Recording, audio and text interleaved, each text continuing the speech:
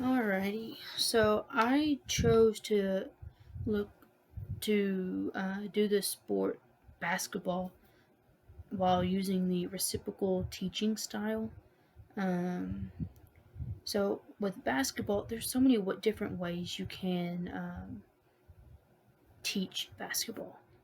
Some people younger age, just throw them out there, let them see what they can do.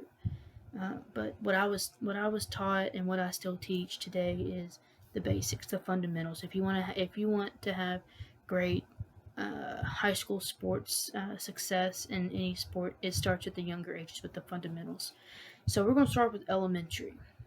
So in elementary, I would start off with learning how to dribble and learning our shooting form. So for dribbling, well, we're going to start off being paired in groups. So just two people. And so the partner that's not dribbling is going to make sure that their partner that is dribbling will dribble with their fingertips. We don't want them dribbling with their palms, not like a volleyball. All right, we want the ball to come up nice and smoothly back to our fingertips. Are their knees bent? We don't want them standing straight up. We want them to be able to move quickly, and the lower we are while dribbling, the quicker we can move. And we want to make sure that the ball isn't coming up past our waist. We don't want the ball way too high, and we don't want the ball way too low either. We want it just right. And we want to make sure that they're looking up every once in a while.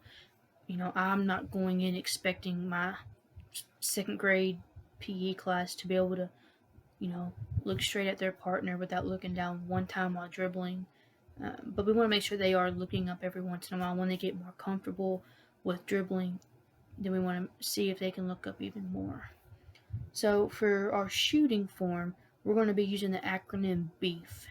So BEEF stands for balance, elbow, eyes, and follow through. So we want the partner that is not in their shooting form right now, we want them to look at their partner and be able to know, well, where are their feet at? Are their feet too close together? Are they too far apart? Do they seem kind of off balance? They seemed balanced. Where's their elbow? Is their elbow way out here with the chicken wing, or is it up underneath their underneath the ball? Where are their eyes at? Are they even looking at the goal? Or are they looking at the backboard? Are they looking at the rim? And then our follow through. When they shoot, are they leaving it high, or are they shooting and just pulling it back? Well, they don't have follow through. So those are just some of the skills that I would teach for elementary. For middle school, I want to bump it up. This is where we start introducing a lot of sports to them. So to be a good basketball player and a good basketball team, you got to be able to dribble, shoot, and play defense. Dribble, and you have to be able to do dribble moves. Crossover between the legs, behind the back. You got to be able to use both hands while dribbling. The movement concept that I would use for dribbling with the dribble moves is what I call the zigzag. So you set up cones in a zigzag formation across the gym, and the players have to dribble sprint to a cone with a hand. Like, let's say we'll start with our left hand. So you dribble to the first cone with your left hand, do a crossover to your right hand, and take your right hand to the next cone, cross over, go to the next cone, and so forth. And it also depends on grade level. So if you're like at my middle school that I went to, you got 3rd, 4th, 5th, and 6th grade all in the middle school. So if it's 3rd grade, maybe they can just jog to the cone and, to see what the skill level is. The partner, so they're still in partners, their partner will see if they can do the dribble move. Can they successfully and consistently do a between the legs move and change the directions pretty quickly? So that's all for dribbling in that one. For shooting, we'll still continue with beef because you're going to be using it for if you continue on playing basketball throughout junior high and high school. but we are going to focus more on our consistent shooting form, because, you know, growing up, your muscles will develop differently and at faster rates, slower rates than other people, and you have to change your shooting form because of it sometimes. But we want to help prevent that with consistent shooting form. And we want to also focus more on making our shots. You know, playing a game, you want to play to win, right? So you gotta make baskets. Um, so some of the questions that I would ask, I would put on my checklist would be: is your partner well balanced? Um, where are their feet at? Are their feet way too far apart? Are they not far apart at all? Are they close together? Where's their elbow at? Um, where are their eyes looking at? You know, I know it's kind of hard to tell, but like if your partner knows the game pretty well, then you know, they're gonna be able to tell where your eyes are looking. And then, do they have a follow through? Do they hold their follow through? Is it high or low? And then defensive slot. You know, we're gonna look at their defensive slot form.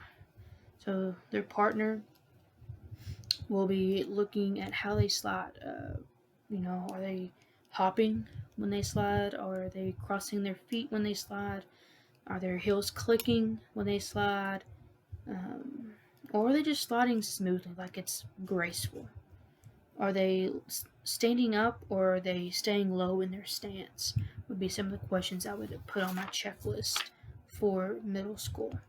So on to high school, I'm going to add more of a competitive game to basketball, to the unit. So for dribbling, what we're going to do is we're still in partners. We are going to have them do like a competition, obviously, and they're going to see how fast they can do a dribble move in a zigzag down and back. So we would start off with one partner with a stopwatch and one partner about to take off doing a crossover zigzag. So they got to go down the court in a zigzag and then come back down the court doing a zigzag with a crossover move. And once they get back to where they started, the time stops. Then they'll switch, and then their partner will go. We'll do that twice and see what our best score is. And we'll do that for each dribble move. So crossover between the legs, behind the back. Shooting. So we're going to change it up a little bit. We're going to have groups of 4.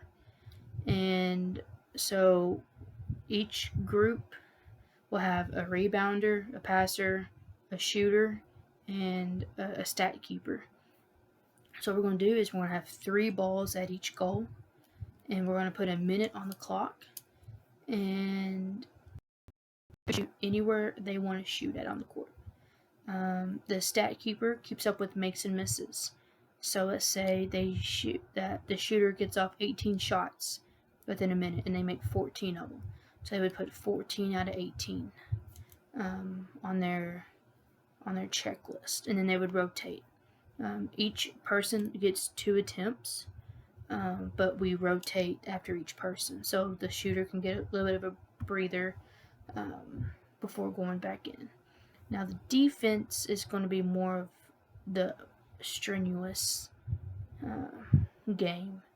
So what we're going to do is when we partner backed up, or paired back up with our partners, and we're going to get that stopwatch back out, and we're going to see how fast our partners can slide from the baseline to half court. All right, and then we'll rotate, and then the partner who was keeping the time first will slide from half court to the baseline.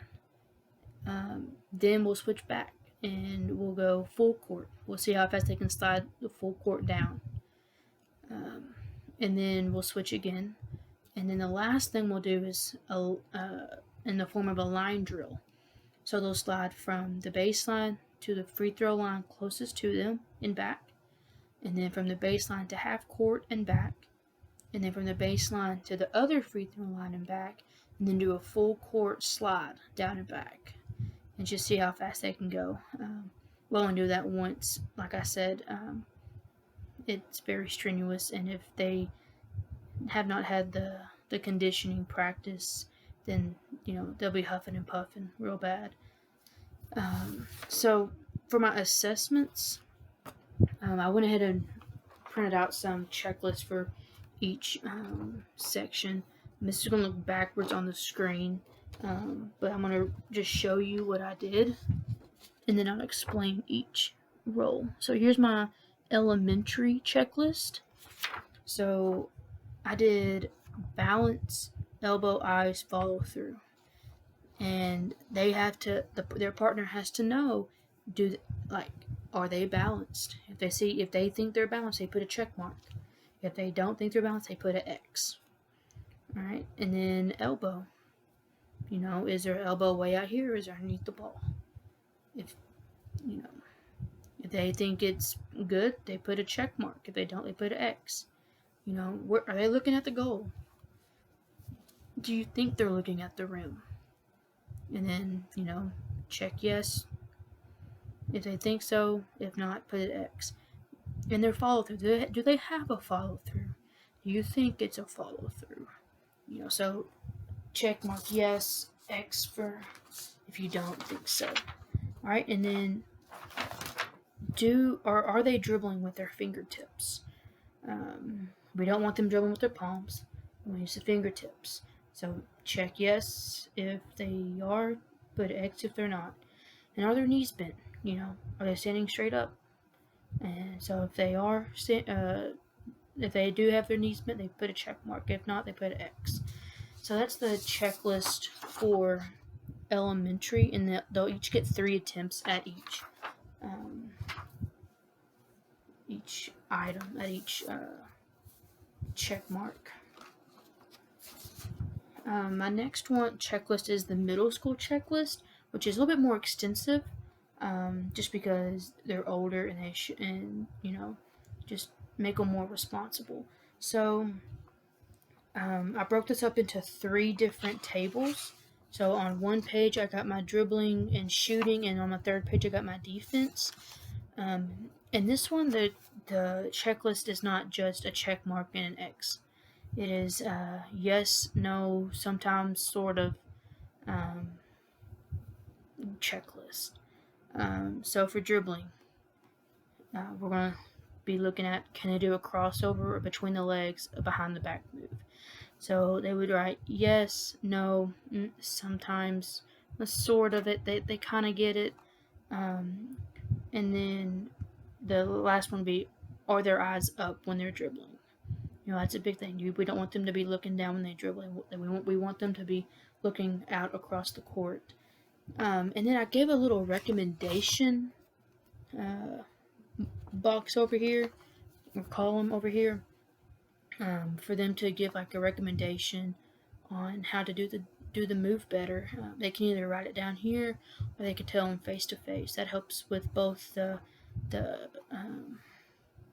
with both of the players. They both learn while watching someone about what they can do and what they need to do and what they don't need to do. So for shooting, it's set up just like dribbling was. So is your partner well balanced? For my example, I'll put sort of.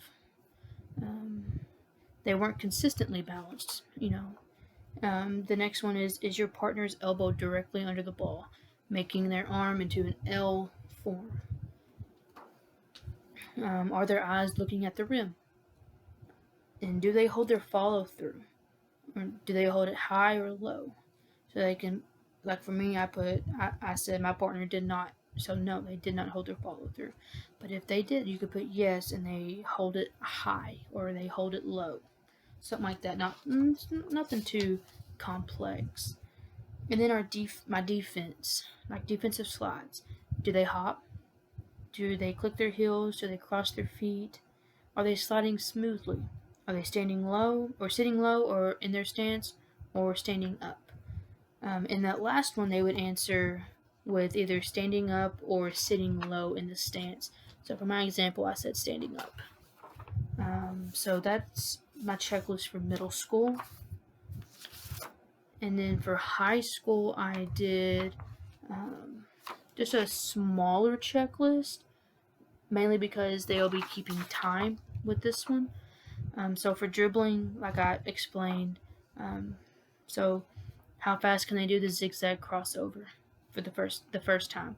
And how fast can they do between the legs and behind the back? We'll go through 2 attempts, taking the fastest time, and then our shooting drill. So like I said in my explanation, so my shooting, I know it's backwards, but it says 14 out of 18. So they shot 18, they made 14. And so when I would get this back, I would add up both of their attempts and then take the percentage of that and see who's the better shooter on that. And then the defense, there's a space for 2 attempts, but I think we'll just stick with 1 attempt for right now until we can build up our stamina to go to 2 attempts. So we'll write down the time of how fast they can do each slide. We'll call it good. All right. So, what does a teacher need to consider to be able to deliver a lesson through the reciprocal teaching style for at each level? I would say for anything is you have to look at the skill level of your students. You can't expect them to be in middle school and be able to do all these dribble moves if they weren't taught correctly in elementary. Yeah, you have to go back and like do a refresh at the beginning, but you don't want to be 4 weeks into your unit and be like, these kids can't do any of these things. We have to know each student's skill level. And then I said knowledge of the sport from the previous year. So if we're coming in from middle school to high school, or middle school to junior high, we'll start with that. So from 6th grade to 7th grade, that's that's a huge gap. Not technically, but it is with skill wise. So how much do they remember, or how much did they really learn from their elementary, middle school, which they can apply to their junior high and then high school experience in PE? So we have to know that stuff. So that's the only two I could think of. So